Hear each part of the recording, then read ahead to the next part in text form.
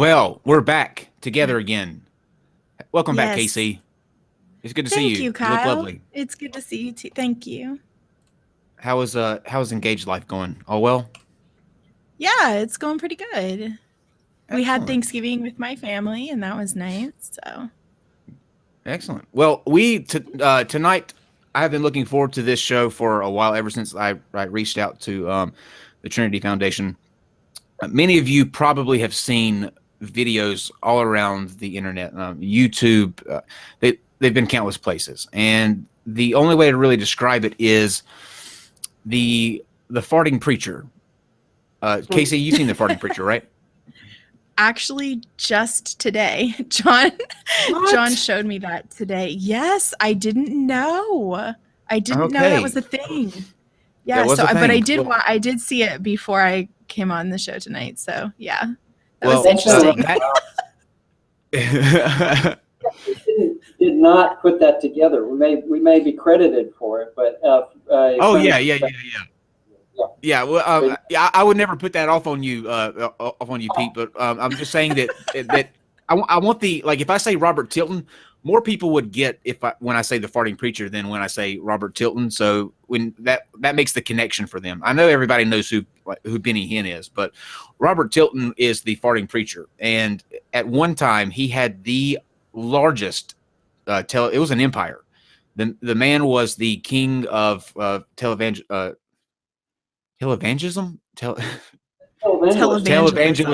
televangelists. Yes. So, Yeah. Ole They're Anthony and right after oh, Baker sorry, and so yeah, he Mm. took their spot.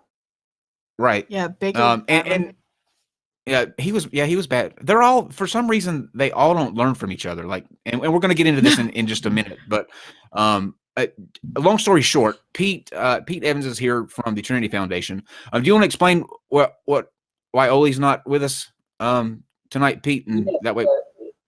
Ole Anthony is the president of Trinity Foundation. He was electrocuted in 1980, around thereabouts, and is in extreme pain from time to time, including tonight, and that's why he's not with us. He's in. Yes, and He may peek his head in, but he's definitely hurting. So that's we why wish he's not. him It's too bad. we wish him a speedy recovery. But he is a legend in the televangelist world, and for a reason not what you may think. If you don't know the story, Ole Anthony and the Trinity Foundation are credited with bringing down Robert Tilton. And long story short, with that, I believe he was getting money in prayer requests, right? The prayer requests were going to the bank, and a bank was sorting them out. And then what was the bank doing with those prayer requests that were supposed to be going to Robert Tilton to pray over? Well, many of them found their way into the trash, and in Tulsa they found their way to a recycling center, and of course Robert Tilton did a lot of damage control right after that happened, and was claiming that he prayed over every single prayer request, and that and then he would come on his show and he'd have these stacks of prayer requests, and he'd hover over the prayer requests as if he's praying over them all. But yeah, we found Ole found, and some of the other folks I work with found prayer requests in the trash at the bank, and at other places too that didn't make their way to Dallas, where Tilton is. And And that So I was have a question. it was huge sure, news in Dallas because it was his absolutely. biggest one, And you have to understand that each letter that's sent out to generate those prayer requests is personalized, and that was started by another fellow, but Tilton helped to popularize it. Real more started with Oral Roberts, but the letter would say, "Dear Kyle, I'm familiar with the fact that your grandmother's got arthritis and is being tested for cancer, and we're praying for her. And Robert Tilton, I'm personally praying for her." These letters would come back, and the prayer request would be entered into computer as early as the late '80s, and that's when the insidious marketing started where, and then the letters would come back as if they were signed personally by Robert Tilton. And then they would be overprinted with this bit that personalized it to you. And so that was what helped rake in so much money for all these guys. And Casey, what was your question? Well, I was going to ask, did the prayer, so when you sent a prayer request, you had to send money with it? There, it originated with a what we now call the seed faith theology, which is popularized by a guy named Gene Ewing, and he's the one that pretty much started most of these. He was a genius as far as mail marketing goes, but the seed faith theology says that if you plant your seed in the holy ground of this ministry, it's a perversion of Jesus' parable, which says that which was the sower and the seed. But then your seed, your money, is going to sprout and grow and benefit God's kingdom somehow. And almost all the televangelists use this seed faith theology in their mailings now. And it's a perversion in the early church.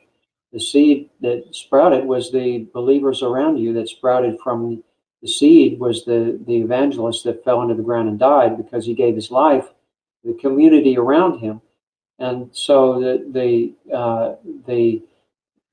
60-fold, 100-fold sprouting were the small churches that were begun by a traveling evangelist or just any evangelist.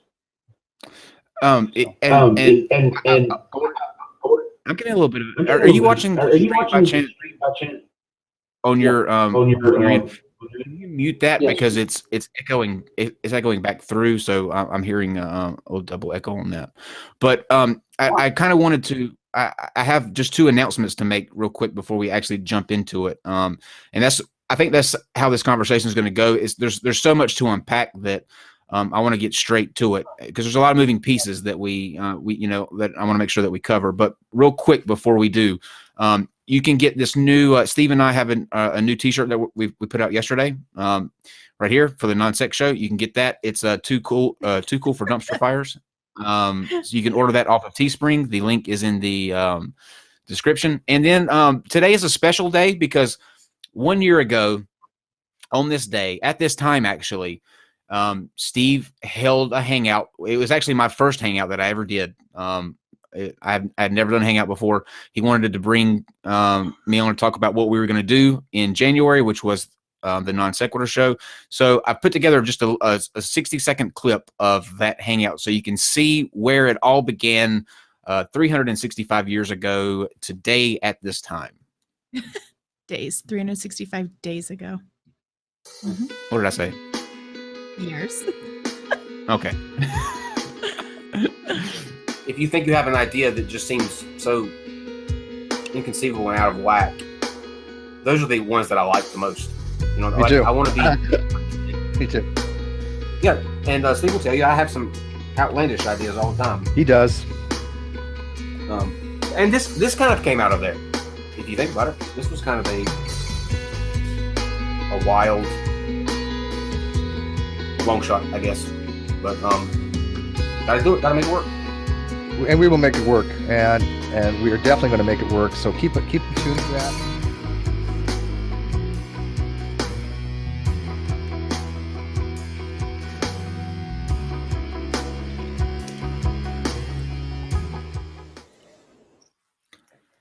We've come a long way in a year, I think. Yes, we've come a long way. Never did I think we would be doing shows every single night, but yet here we are, just for you guys.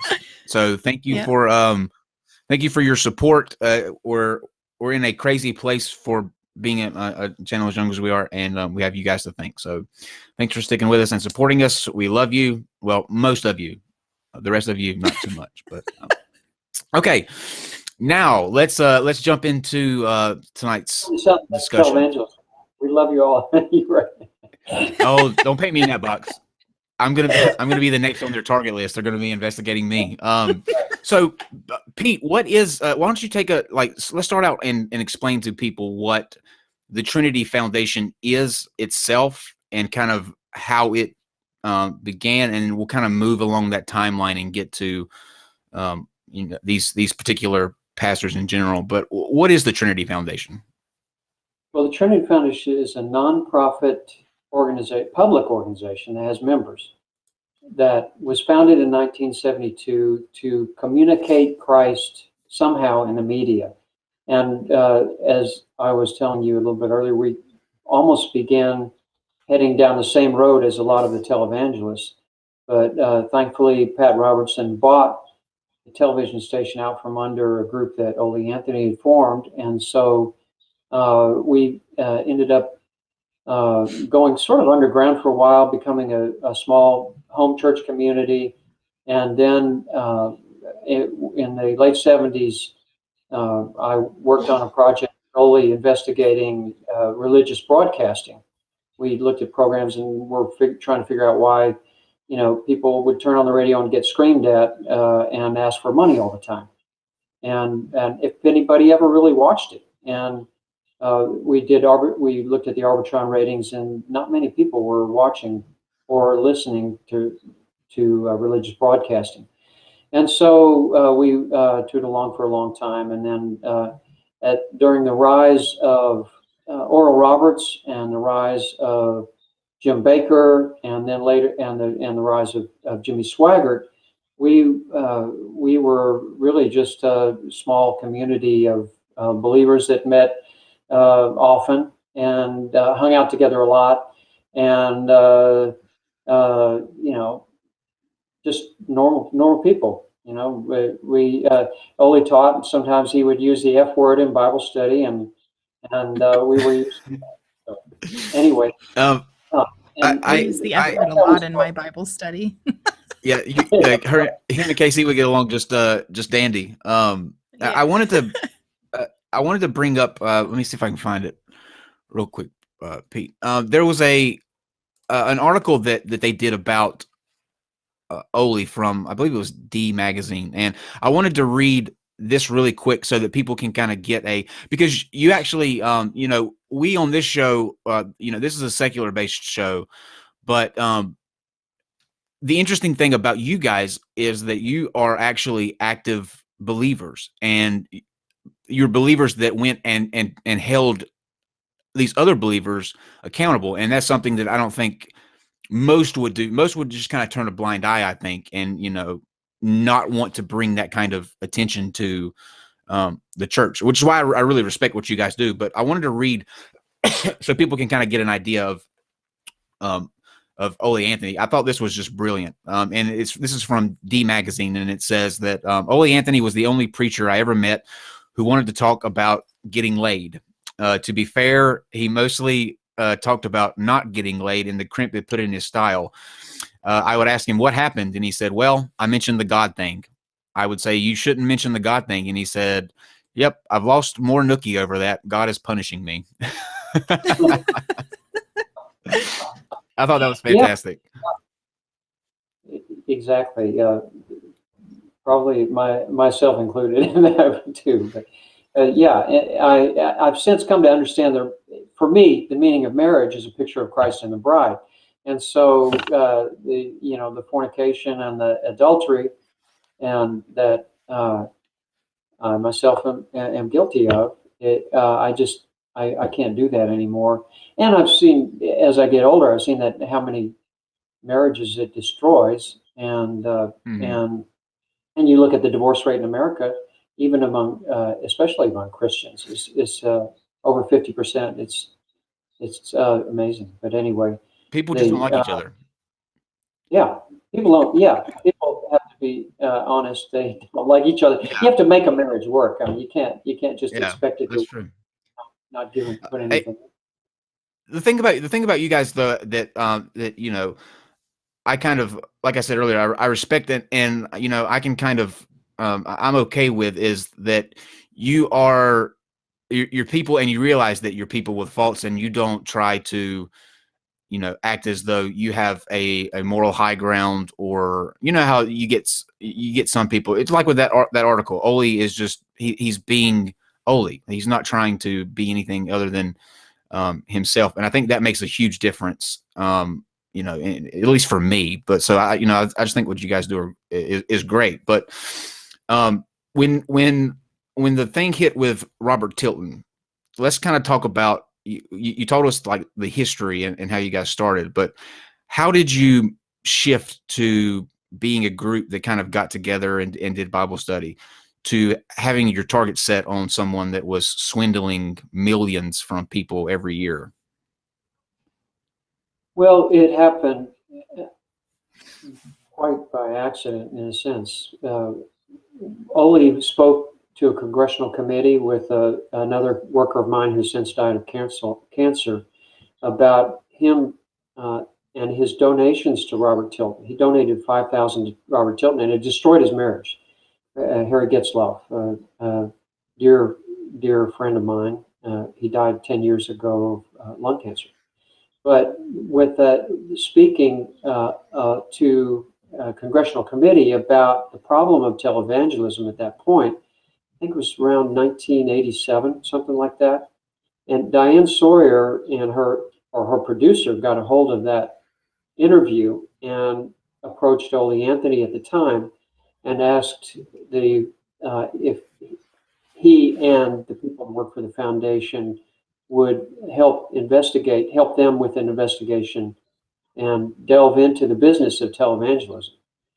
And so Primetime Live was beginning to be one of the most watched programs on television at the time, and especially the episode that aired with expose Robert Tilton, Larry Lee, and W.V. Grant, those three, and just showing their different methodologies of how they were getting rich off of the general public, and how the business worked, and so that's how we got into it. And when that program aired, I think there were 11 million people that watched that Primetime Live show that Diane Sawyer that aired with Diane Sawyer, and then we were inundated after that with you got to investigate this guy and that guy, and for a while people really wanted to. People started hanging around. More people came to Bible study for a while, but people would donate things. If we needed a ladder or something, people would donate it. So, but over the years, that kind of faded, but not that quickly. It took about 10 years for that notoriety to fade that we were investigating, and it's returned a little bit now. But when we were helping the Senate Finance Committee in 2007, we agreed with some of the senators not to go public and do any major exposés on television, and that kind of hurt us for a while. And we're going to get to that too, and what went on with that investigation from the Senate, because that's another huge thing that kind of came out. But Dave, I sent Dave a link to a video, and I'm just going to play a couple of seconds of this. But this is we're going to watch like the first 20 seconds of Robert Tilton's response after the expose went out, and you can tell in his demeanor that he knows it's over. I mean, you can when you see this, this is somebody that knows that they've been got. And did you ever hear from Robert Tilton, or people in his lawyers, anybody in his entourage? Did anybody? They sued. I wish Olli was here, but they sued us many times. His lawyers, especially this guy named J.C. Joyce was, and unfortunately, because we had done the show with ABC Primetime Live, then ABC's lawyers defended us. I think Olli threatened to just sort of ignore the lawsuit if they didn't defend us, and so they defended us and successfully. But it took a while, and they used RICO's laws. They accused Ole Yeah. and Diane Sawyer for a while of racketeering and collusion and conspiracy and things like that. Like the mob. So, yeah, exactly. And Casey. fortunately, that didn't What? pan out with the judges, but we. Well, we I were, think anybody would be able to see that. That's just ludicrous. I mean, that's ridiculous. Yeah. That even. And It is ridiculous. Ole was fond of saying that his depositions are if you stacked them up, they would be higher than he is tall. He's 6'3", so. I believe that because he's. I mean, we're gonna get there, but he's been on the shit list for quite a few people. I would say. Casey, is there anything that you want to add before we hear from Pastor Tilton the day after he got found out, so to speak? No, I actually am really looking forward to seeing this, and I'm not a huge fan of televangelism. I think they prey on people, and this guy deserved what he got. And I'm not surprised he fought it like he did, obviously, because he has a reputation to uphold and he knows that his way of life is over. Yep. But I think it's a good thing. So let's watch it. Miracles and family restoration. Plus, people. Let's go to about overcome the adversities 15 of seconds life, in. presenting biblical Right there, success Dave. in life. Where he's in that chair. Robert Tilton. Here we go.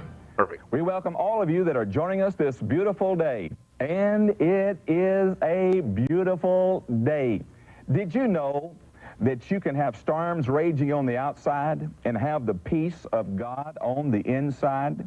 Today, I'm going to address a lot of lies and misrepresentations, half-truths, and lying people breaking into banks, breaking into things that did not belong to them, and saying things that really was just absolutely outlandish. Now, right now, you might as well turn your tape recorders on. I am addressing an all-out, slanderous, lying media attack. So, Tilton, all you preachers say everything about. All right, Dave, go to lies. just click somewhere randomly in the middle. Amazing how. Just watch out. So it became Watch how he an loses investment it. for the ministry. Hey, I believe in the 100-fold return. We sold our house when we first went in the ministry for the first home that Mara and I ever bought. I said, God just spoke to me and going to the ministry. I told her, she starts crying. All right, she Dave, goes in the keep bathroom, going. slams the door, is crying in the bathroom. Time is absolutely expensive. Go more towards They the don't end. know I how want you to much see TV how his time we demeanor have. is by They the didn't. end of Mark this. 4, That's good. there in Mark 4, it says that the fowls of the air come to try to steal that seed. Get the people offended, or persecution, or the deceitfulness of riches, get back into believing in your money instead of believing in God, and which brings about hanging on to your money and saying, well, Okay, Dave. you know, Satan was the original skeptic. He comes unraveled. If you watch it, there's one part where he stops and says, it's almost threatening, like where he says, I got a message from God, and he says, you don't want to mess with the apple of his eye, something to that effect. But he just becomes unhinged during this entire 45-minute diatribe, and that's why I asked if he contacted you guys. Yeah, it just seems. Casey, what did you think about that? I mean, it kind of reminded me of Cavanaugh, the Cavanaugh hearing, where he just comes unglued and starts talking about all kinds of stuff, getting completely off focus, like off message, and just overcompensating and feigning outrage because that's all he can do, because the facts aren't on his side. And Pete, let me ask you this question: How is it for somebody that also confesses to have a love for God? Seemingly you follow the same God, the same Bible, but he's sitting here using verses, almost weaponizing them in a way that he's trying to explain away the behavior that you guys exposed him for doing. How does that kind of set with you, and what does that do for people like you and Olli who sit there and watch this guy that you just exposed to be a liar using the Bible that you adhere to explain it away? Well, it really pisses me off. It's like he's not reading the same Bible I am, and to use the hundredfold blessing, which we saw a little bit of that, and how it worked for him. Of course, it works for him. He's at the top of a pyramid scheme that he's created, that has been created for him by his timing and his methodology and everything. And he's using the gospel to profit off the same people that Jesus came to save and to help. He said, "I came to preach the gospel to the poor," and so he's making the poor poorer, and it makes me very angry. They have what I think every one of them have like a calculated approach that they take when they do these. They all have a shtick that they sort of follow. It's all pretty much the same. It's almost like they're all cookie cutter. You know, you have your Jim Bakers, your what was the guy that got busted with the prostitute in the car, Haggard. Yeah, Swaggart. yeah, Haggard. Haggard. Ed Haggard was busted with a male prostitute that and the drugs and everything. So that was much later, in the late 2000s, I think, something like that. I can't remember the exact timing, but he was Yeah. a big list. Yeah. So But Jimmy these Swaggart these guys, Ed Haggard was busted with a prostitute. Yeah. these Male guys prostitute. have millions that follow them. When you watch these crusades, they're always packed. The stadiums are packed, and it doesn't matter. You can look back in time, all the way back to the 80s, 90s, when you had people like Jim Baker that was getting busted, Haggard, Hovind. You know, all of these people are seemingly following like dominoes. They get popular for a while, they go on these big tours, something happens, they fall, and then someone is in it right there in the next place to kind of carry that baton on. What is it about that you don't, that people can't just see that there's something insidious to this, that there's something not right, and that this level of attention, this level of popularity changes people? Now, they may have good intentions when they first start out. Maybe. I don't think everybody goes into it, wanting to dupe people. Maybe they did have good intentions starting out, but it seems like they all at one point have a place in history where something goes wrong and they fall. Why can't people wake up to that fact? Oh, I think a lot of people have woken up to it. And but once we were talking earlier about the people that donate to these televangelists. When you're donating to a televangelist, you want to believe the best about them, and there's ample scriptures that the televangelists use. Forgiveness, Jimmy Swaggart's famous crocodile tears. Forgive me, Father, I've sinned, and many in his congregation did.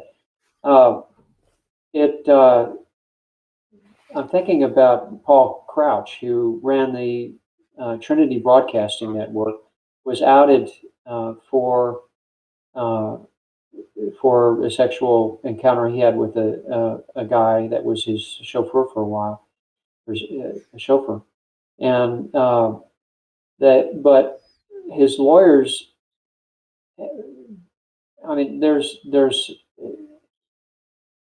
the people that follow these televangelists want to believe the best about them. They want to forgive, and by the time Paul Crouch, the publicity came out that he had a homosexual affair, it was almost blasé to the American public, because we're so inured to, if that's the right word, we're sort of immune to the fact that these Scandal. that the prostitutes and the affairs that some of these televangelists are having or have. It's almost expected. Pardon? It's almost expected, yeah. And that's a shame. So, but people continue to do it. I mean, you have pastors like that now. You have Pastor Greg Locke, who is more of an online presence. You have Joel Osteen, who is terrible. I mean, Kenneth people Copeland? do still, Well, yeah. I I'm mean, you not still sure I have would put people Osteen falling for with these kind of things. with Copeland. Osteen, I would definitely say he's not preaching the same gospel we are, because he's enriching himself, living in a $12 or $15 million mansion. But Oh, I don't yeah. know if I put it in the same category as Kenneth Copeland. I just think Kenneth Copeland it's is it's a evil, little different. I think. And I think Kenneth Copeland even started out sincere, but I think that what your point earlier, the fame of being on television, of being in front of audiences, and getting the adulation of your followers goes to your head, and after a while, the perversion happens. Now, Copeland or Osteen haven't had the same kind of sexual sin and problems that some of That the you other know of. but that we know of. Yeah, exactly. It always seems Yeah. to. It always Not seems yet. to happen. Right, not yet anyway. And that's my response. As Yeah, Has I your think work? want to forgive, and their followers and their donors are very forgiving, and they Right. don't want to talk about it. Yeah. You're My in a tight grandmother spot. did- I understand that. Yeah, You're in a tight they, spot with they, that. I understand. my grandmother didn't want to talk about it when I talked to her about a televangelist she was supporting before she died, and other people who have come to us saying, how do I get my grandmother to stop giving to this guy? And really the best thing you can do is just love the person that is caught in that cycle of giving to the particular televangelist, and then say, okay, would you listen to me? This is what they have 2 jets, they have a $6 million mansion, and I'm talking about Copeland right now, and or their own airport that's used almost like their own private airport, and they and they Three have planes. they have right, and their jets travel regularly to their resort home in northern Colorado at Steamboat Springs, and so that's part of our investigations. Is I think we counted over 100 trips to. I think we got way more than that actually. To their ministry jets, quote ministry jets, to their location, to their resort home or condominium in Steamboat Springs. Oh, I'm getting a little bit of an echo again. Yeah, me too. You Pete, want me to put my earphones on and plug it in? yeah, And plug can it you in? do that? Yeah, I Yeah, can wonder you if do that real quick? might work. I That don't might know. we can try it and see. There's a clip that you guys can go and see. I didn't want to play it because it's under the Copeland Ministries, and I don't want to get hit with any kind of strike or whatever. But there's a clip of him out there. You just got to search for it, and it's him and another pastor, and I forget the guy's name, but they're talking about these jets. Both of them have. Kenneth Copeland has 3. The other guy has 2, I believe. But the other guy is recently made the news because he was asking for a $54 million private jet. This was going to be his third, and they were sitting around. Yes, Duplantis. Yes, perfect. Thank you. So him and Kenneth Copeland were sitting across this little table talking about this, and I'm going to try to paraphrase what they were saying, but just listen to the level of deceit that these guys are operating under, because he said, I had a vision from, or God spoke to me, and He said, "Go to this verse." And He said, I read the verse, and it said, something to the tune of, "Are you satisfied with where you are? Are you getting stagnant?" And He was like, "Well, I don't know, Lord. Should I get stagnant?" And the Lord said, "Well, if you are constantly going after something better, then you're following your walk with the Lord." So He was making a parallel between, okay, these two planes weren't good enough, so He needs that better plane to get there faster. And then Kenneth Copeland, this is what just threw me off. Kenneth Copeland then goes, "Well, why people ask all the time why we have to have these private planes." And he said, if you're on a commercial airliner and you're in there with all of these people who are on drugs and just these dangerous demons, they're dangerous demons. And he said, you can't just get up in the middle of the aisle and go, "The Lord spoke to me. What do you want, Lord?" You need a plane where it's peace and quiet, and if the Lord speaks to you, you can get up and you can, you can pray. And it just, to me, that disconnect there, that you're able to say that on live TV when these people are giving you their last dime of their life savings, and you're worried about the room that you can have to have a conversation with the Lord on a plane. I mean, what do you say? What's your response to that? How does that make you you feel when you see that? Well, partly one of our board members is John Bloom, who goes by, he's the Joe Bob Briggs. I don't know if you heard, but in the 50s, they would put people in mental hospitals that claim to talk to God all the time, like Copeland. But anyway, but I don't believe he's having conversation with God. That's just baloney. It's Thank you. bullshit, actually. Yeah. Thank you. I'm glad that I'm glad you're able to see that. He does this. He does this thing all the time in his ministry, and I'm just trying, because you work with people like this, in your investigations and things like that. I'm trying to understand what it takes to get to the point where you can actively see someone be that deceitful. And if you watch his sermons, he will stop in the middle of his sermons and almost like somebody's talking to him right then, and then say, he'll recite that God just told him something right then on stage, and he needs to get it out there. I've seen that. Bizarre. We record televangelists all the time. Every day we're recording hours of televangelist broadcasts, and we've got thousands of hours of broadcasts, and so I know exactly what you're talking about. And I think what these guys have done is they're starting to confuse their own thoughts with the voice of God, and attribute their own thoughts to as God's thoughts. And I can't imagine a more blasphemous mode of operation. That's dangerous, I think. Because KC, if you have a following of thousands of people, what do you think, KC, with the whole thing about him being so blatantly greedy? I think it's terrible, but I mean, there are a lot of people who have a lot of followers that listen to them, and they do greedy things. They continue to ask for more, and I don't know. I think that happens to a lot of people. I don't know. We, GE and I use our following a whole lot differently than that. We ask people to help donate money so we can feed kids, or, like we do that kind of stuff. I don't know. I can't imagine being that kind of person, and I don't understand those kind of people.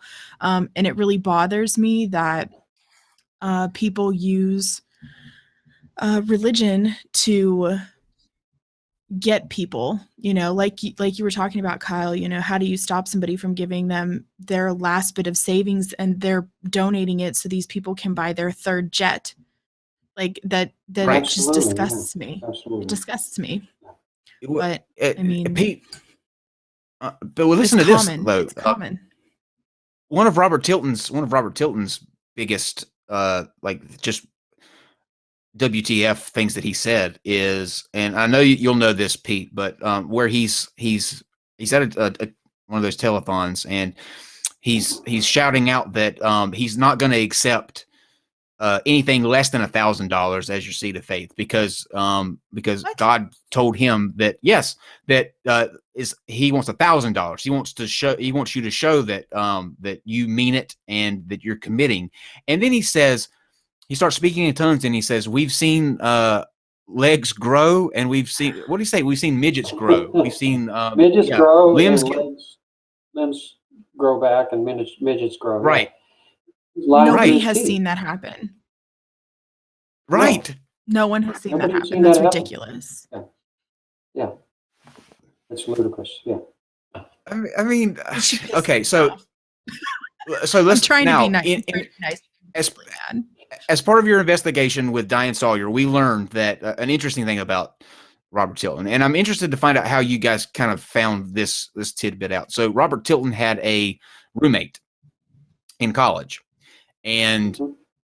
one of the things that they did was, I'll let you explain. Him and his roommate would pretend to be preachers or something like they did something where they were actively swindling people out of money. And then Tilton later on said that he came around, but his roommate was saying that's what they used to do in college. They would dress up as preachers and go out and do like fake preach preaching for money. Yeah, I That's gross. remember the interview, and I never met the fellow. That was somebody that I believe that Ole or that Diane Sawyer had met. But Mhm. yeah, he practiced the art quote the art quote unquote of televangelism, and just went about using that. Tilton started out with a tent. He started out as a tent evangelist, and it's my understanding that pretty soon they had too many people coming to their church, and that's when they began to build their larger churches, and the church they had in up here in Farmers Branch, or down here in Farmers Branch, Mhm. in Texas. And yeah, it was. But that's not all, They've right? made movies. They've Yeah. made movies about 10 evangelists. What's that one with Steve Oh Martin. yes, Steve Martin. Yes. Steve Martin? And I realized, What like, was the name of it? I don't know. It seems I like can't people remember would the name. learn. Yeah. Why don't people learn that these are not good guys? Like, these are not good people doing good things. These are bad people. And I'm glad you brought that up, because preachers tend to have an elevated level of trust with Christians, and so they're using what we call religious affinity fraud, which is typically used for televangelists that will introduce you to an investment banker and in a pyramid scheme or something like that.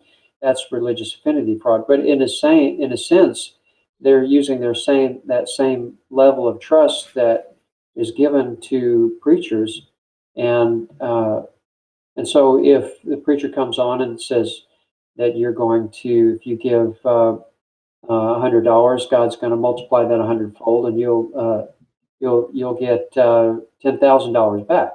Then, if that's what that parable means, and there's enough biblical illiteracy in America, most Christians don't even read their Bibles. So the people say, "Oh, well, that must be what it means then, if that's what he says," and then they start to get hooked. And if you don't get your 100-fold blessing, it's because you have secret sin in your life, or because you didn't believe hard enough, or some stupid reason like that.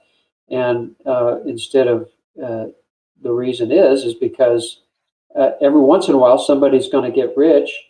Every once in a while somebody's going to win the lottery, but it has nothing to do with whether you gave to a televangelist or not. And and it's like a pyramid scheme is the way it works out. I mean, it's like a legal pyramid scheme in a sense. So It I have to wonder angers me. why do preachers, things like that, have automatic trust from people? it doesn't seem like they should, based on, what we've seen in the past. Is it just people are afraid not to trust a person like that? I guess I'm not sure why people continue to trust. And it's Well, not just it's pastors and evangelicalism. I mean, it's also priests. Like, why would you automatically trust your child with a priest? I wouldn't. It just doesn't seem like it's earned. Yeah. Knowing what we know now, one of my friends was Bill Lobdell. He helped to break open the pedophilia, the priest pedophilia in California, and then sadly, from my standpoint, that he became an atheist after that. The reporter, I believe we're still friends. I haven't talked to him for a while, but why would you trust a priest? I can't give you a good reason for that. Well, the pastors, it's the same thing. I mean, to Why me, would you trust it's a a pastor? similar. Yeah. I've known Who's asking you for money pastors. like that? Well, I've known pastors that I would trust, and I've known pastors that I would never trust. People are gullible, I think. And Yeah, I get that people, after you get to people are know them. gullible. Yeah, There's enough. I get. There are enough gullible people in this world that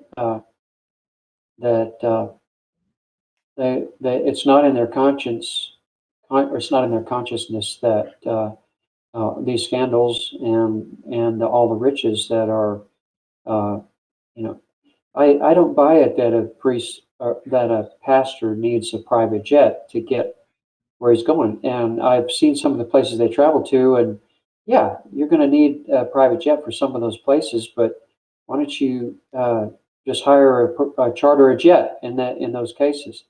And we have a friend here that's helped us, a pilot that has enlightened us about how much it costs to own a private jet. That you have the pilot's expenses, you have the insurance for the jet, you have the 100-hour inspections that are required to be done by the FAA, required by the FAA. You have the crew, you have the flight attendants, you have the landing fees, you have hangar fees. I'm sorry, Millions. it sounds very choppy, but It's a lot. it's millions and It's a lot. millions to own a jet. If you take a $20 million jet, and then you have a huge cost of fuel to get the jet airborne for just a couple of people, and Right. the commercial airlines factor that in, and they have enough people on the plane to where it doesn't matter. They recoup their costs. Could it It's just be? crazy. Could it be that, Casey, that people are desperate?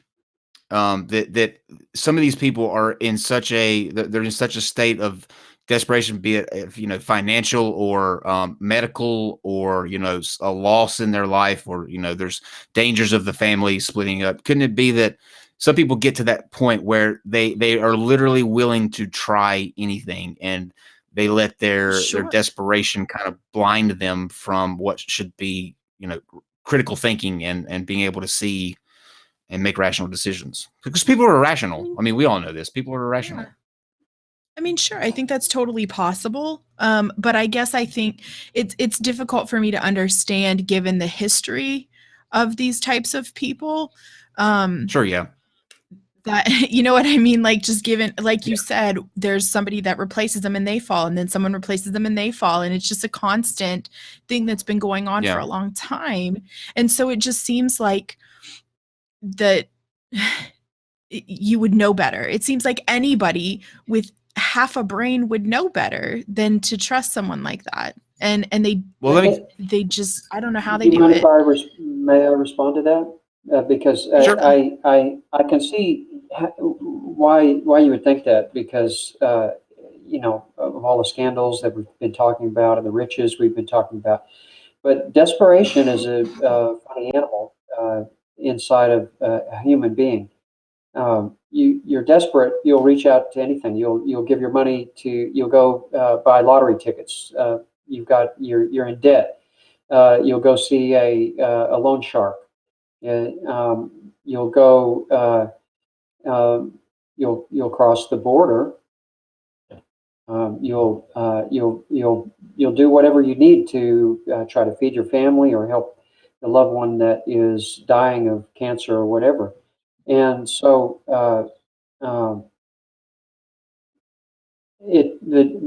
we usually have a term here we call the desperation pool, and we think that's the majority of the supporters of televangelists are people who come from desperate circumstances, and it just depends on the level because life happens to everybody.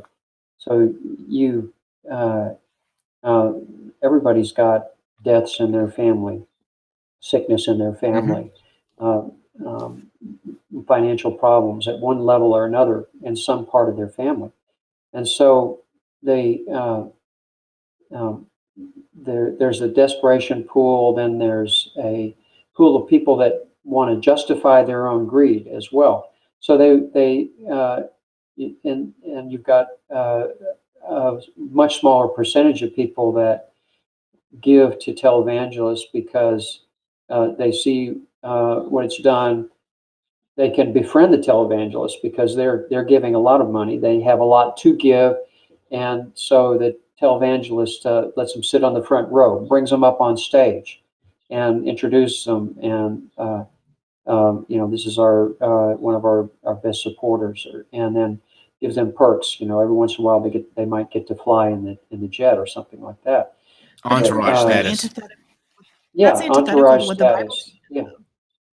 Absolutely, that's yeah. It's Okay. totally unbiblical. Yeah, there's no question about that. Yeah,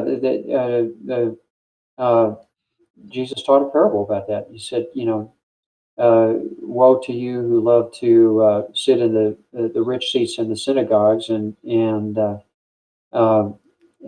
make the I'm just paraphrasing it, but you ignore the poor person in the back, and you're a respecter of persons is the biblical term for it. We're exhorted not to be respecters of persons. We're to respect a rich man over a poor person.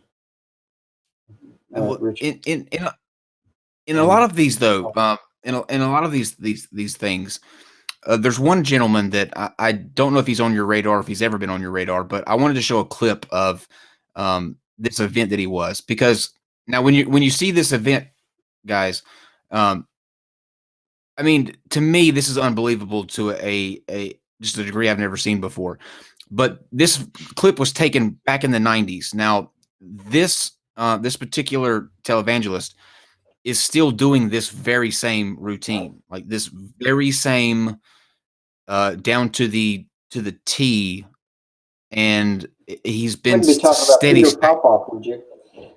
No, I'm talking about no, not Peter. Rodney, the English guy that's got the three names, Rodney Howard Brown. Man. Yes. Rodney yes. Howard Brown. Okay. Yeah. Yes. Yeah. I'm not. We haven't been tracking him lately, but yeah, show the clip. Might as well. Yeah. And I want to get your thoughts on this. I want to get your thoughts on this, Pete. Just start playing anywhere, Dave. Hold on.